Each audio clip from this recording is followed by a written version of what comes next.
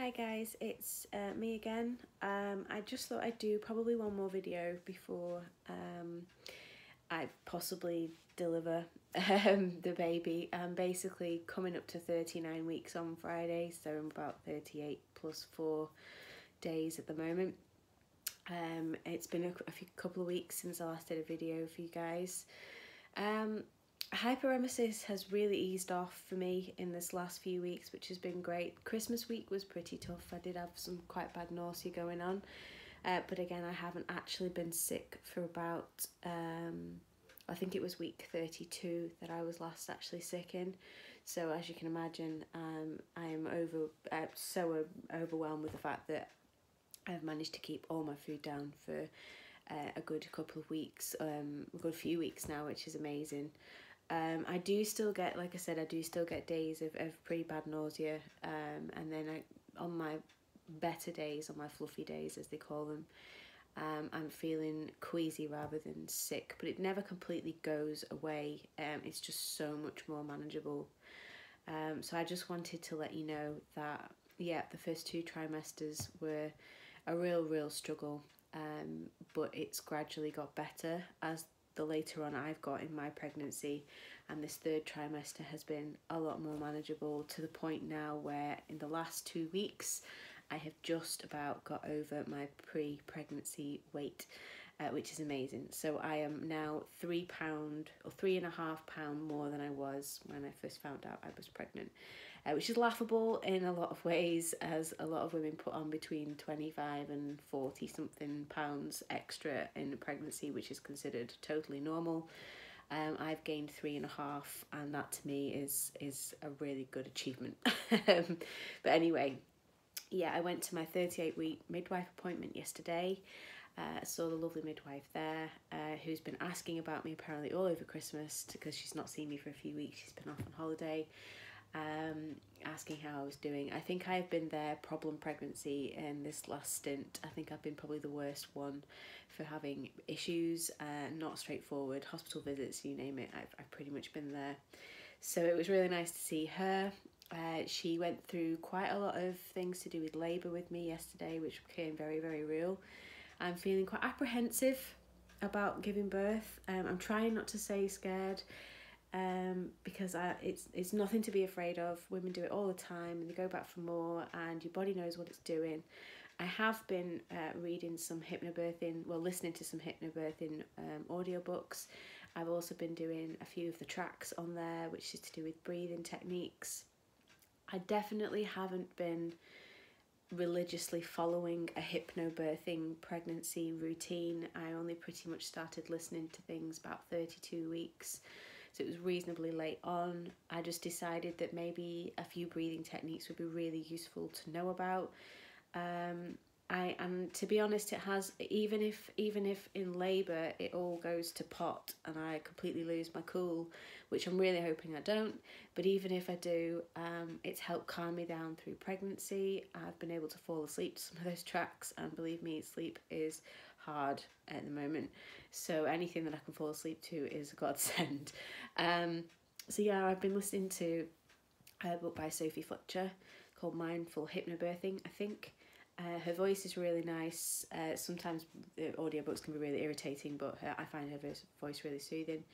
And it also has a few things on there for the partners as well, like if your husband's going to be your birthing partner and things, it gives him a few tips of maybe how to approach me in pain, and what to say, what not to say, what to try, what not to try, etc, etc. So that has been something I've been listening to of late.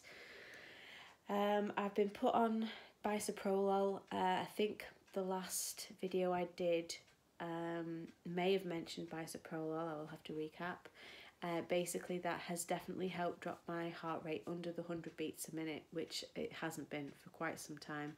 And I know that still sounds really high, but for me, it's definitely helped the palpitations. I've had about 1 or 2 in a couple of weeks, instead of having them maybe 2 or 3 times a week, if not more, a couple of times a day on bad days. And also I've noticed a drop in the fact that my heart doesn't feel as if it's racing a lot, because it was getting sort of 1:20, 1:30 in the day very easily, which isn't a pleasant feeling in your chest. So I'm glad I'm taking those. I had a growth scan done last Thursday to make sure that this bisoprolol wasn't affecting baby's blood flow to the placenta, and wasn't affecting his heart rate too much, and he is absolutely fine in there. He's doing very well. His heart rate was really healthy. I think yesterday it was 130 beats a minute, so he's doing really well in there. He's kicking around loads, causing me all sorts of grief, especially last night. He just decided that once I've been to the loo and tried to get myself comfortable, that he would use my cervix and my bladder as a punch bag, so that was fun. Ended up listening to my hypnobirthing tracks to try and get myself back to sleep, but unfortunately I have been awake since about 4:30, so I think I'm going to need a nap at some point today. I'm so relieved that hyperemesis has taken a bit of a backward step, thank God.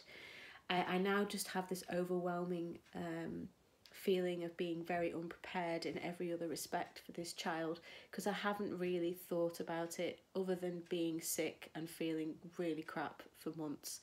That has been pretty much at the forefront of my mind. As you'll have seen from other videos, I've been very relaxed about the whole baby thing and what we're buying, and yeah, I've not really given that much thought until the last couple of weeks, where I've thought, oh my God, I really hope we've got everything ready. I've realised we've got nowhere near enough baby vests, so I'm now sort of online shopping for baby vests and watching a few videos online about newborn essentials and what people have found really useful. I'm trying to bulk buy in certain things, but I don't want to go so crazy and spend loads of money on something that may or may not work for me. So I need some of everything, and hopefully I can Amazon Prime the rest for next day delivery if I feel as if I'm really short on things. So I think our newborn baby sort of adventure may be a little bit unorganised, a bit chaotic to start with, especially if we realise we haven't got enough of something. But it's fine. This day and age, there's next day deliveries, and we'll be absolutely fine. But yeah, it's just me panicking, thinking, oh God, I hope I'm prepared enough, because I feel like I haven't really focused on that at all. My husband, bless him, he's really excited about being a dad now. We both just feel at this point, 38 weeks plus 4 days, that I'm literally just sat around waiting for this baby boy to make its grand appearance. I thought when we got to 37 weeks, I'd feel over the moon. I was full term. It was all like nearly there. We were so close. Like, you've got through hyperemesis, you've done really well. But I have to admit, it's been a bit of a, oh God, it seems to have slowed a lot. Like the weeks before 37 weeks were actually going pretty quickly. It was like Christmas, there was lots going on. And then all of a sudden, it's like, oh my God, this child could be here any day. And for whatever reason, time has slowed down quite considerably. And I'm pretty sure every heavily pregnant woman feels the same way. You are really uncomfortable. You can't sleep. Eating is hard work, because obviously everything's being pushed really far up. If it wasn't for ranitidine that I'm taking for heartburn, I would be really miserable. That has been an absolute godsend. I can't tell you enough how much that tablet has changed things for me. Ranitidine, if you are struggling with heartburn, go to your GP and ask for that tablet. I'm on 150 milligrams twice a day. Take it morning and evening. And it's just been brilliant. Like, I've really benefited from that, because bad heartburn can increase nausea as well, and I was having way too much of that anyway, so I was like, no, I need to get rid of this heartburn, and that has really done the trick for me. We've had a couple of epics this week. The car decided that it was just going to malfunction and cause us a load of grief. It's 6 years old. It's done a quite considerable amount of mileage considering the age of the car.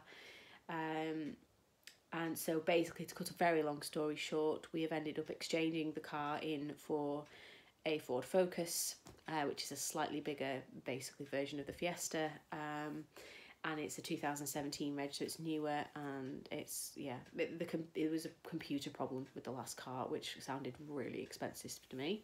Considering the car wasn't really worth much anymore, we decided to cut our losses and exchange it for a newer car on finance. So that has been really quite scary, because our car has been illegal to drive for the past 5 days after about 3 o'clock, because it had no rear lights whatsoever, so it's illegal to drive. And you start thinking, well, if one thing's going wrong, the other lights might not work at some point, or something else might start going wrong when you're driving around, which wasn't filling me with much confidence. And I didn't really want to have a newborn baby in a car that I wasn't particularly feeling very secure in. So we've just decided to go for that, which was an expense that we really could have done without at this stage, but hey ho. So this little boy, he's got a brand new house, because we moved into this house and then found out we were pregnant and we were mid-moving. So he's got a brand new house, he's now got a brand new car, he's got a cot and pram, brand new. He's a very, very lucky little boy. Yeah.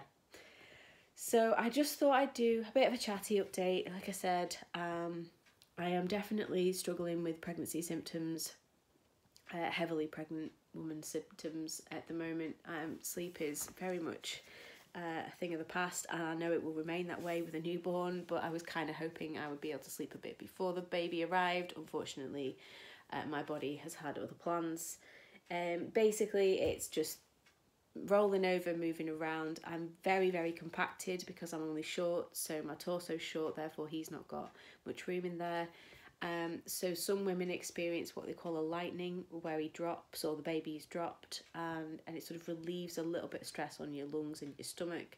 I'm not going to get that sensation, according to my midwife, because I'm so compacted and so small in that area. Even if he has dropped, which he has dropped, I'm still feeling everything all up here as well. So just because I'm littler in so many ways, doesn't make it any less uncomfortable for me personally, because everything is so much more tightly packed in there. Yeah, he's still wriggling around a lot. Like I said, my midwife appointments are going really well. I am now on a par with him on my measurements. I've always been a step under. I've always been smaller than he has been, according to growth scans. He's on the small side. I wasn't expected to have a huge baby anyway, but he is on the smaller side. He's underneath the 50% percentile line, I think. But I've now caught up to him. We're sort of like around the 25% mark, rather than me being under the 10th percentile. So that's great. So that means I have actually gained some weight. I'm now, like I said, 3.5 pounds over my pre-pregnancy weight, which doesn't sound like a lot, but to me that is a huge achievement. I am enjoying food a little bit more. I still find it difficult. I'm still finding it difficult to get back into the swing of things fully, because my stomach isn't used to eating so much food. So I'm doing little and often still, really. I do have my tea a little bit bigger when my husband gets home, but we're eating much earlier, about 5:30, 6 o'clock tops. 6 o'clock when he comes back from work, because I find the later I eat, the more uncomfortable I am, and the less likely I am to be able to sleep with a really full stomach. So we're having earlier teas, which is working quite well for us. But I'm having like stir fry, which I wouldn't even dream of being able to eat a few weeks back. I've had pasta dishes, so I'm trying to put on a few pounds for his sake as well, so he can get some nutrients there.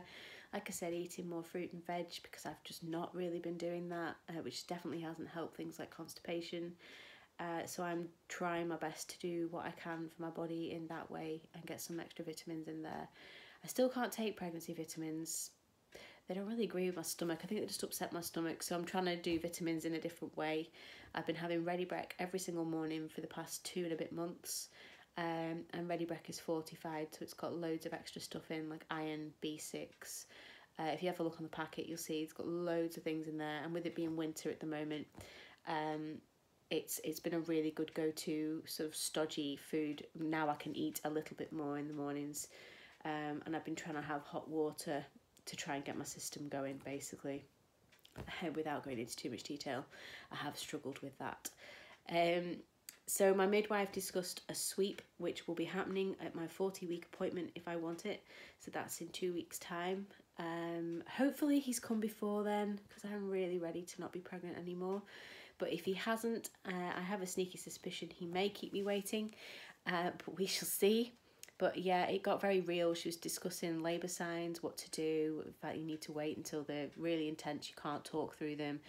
They're happening every 5 minutes for a minute. Then you need to ring, and hopefully you'll be about 4 centimetres you can stay in. But it was, yeah, it was getting very, very real. My mum was with me yesterday because my husband unfortunately has had to take time off because of the car, and couldn't really justify taking the time off yesterday to come with me for what was considered just a standard appointment. So I think he might be coming to my next one because, like I said, I'm going to be having this sweep done. I'm definitely going to opt for that. It's going to be pretty uncomfortable, I'm sure, but I'm going to be more uncomfortable during birth, so I guess it's just a bit of a precursor to that.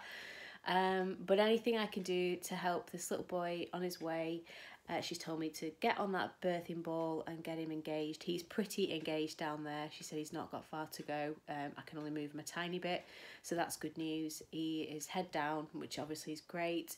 His back was towards this side and his little legs at the other side, which I sort of knew because I could tell where he's been kicking. So yeah, it was just all getting very, very real. This will be my last video, I think, before he arrives, because there's not really much to discuss. And I just wanted to let everybody know that my hyperemesis has pretty much gone now in this last trimester since about 33 weeks. I have had to wait a long time to get that relief, but it finally arrived. Sorry, I'm moving further and further this way because there's a light that's just about to start shining in my eyes. But I wish you all the best if you're still going through hyperemesis and still in the darkest times. It has got better for me, so just keep on going. You can do this. It has eased for me, and I really hope it eases for you guys. Some people are really lucky and they only have it for a few weeks over like their first trimester, and some of us aren't so lucky and it does last quite a while. So just keep going. You're doing really, really well, and I will put a video up as soon as this little boy arrives. I will introduce him to you all and tell you how wonderful I feel, hopefully, in regards to nausea anyway, and how much food I can eat. But yeah, wishing you all the best, and I shall see you on the other side of this. Bye, guys.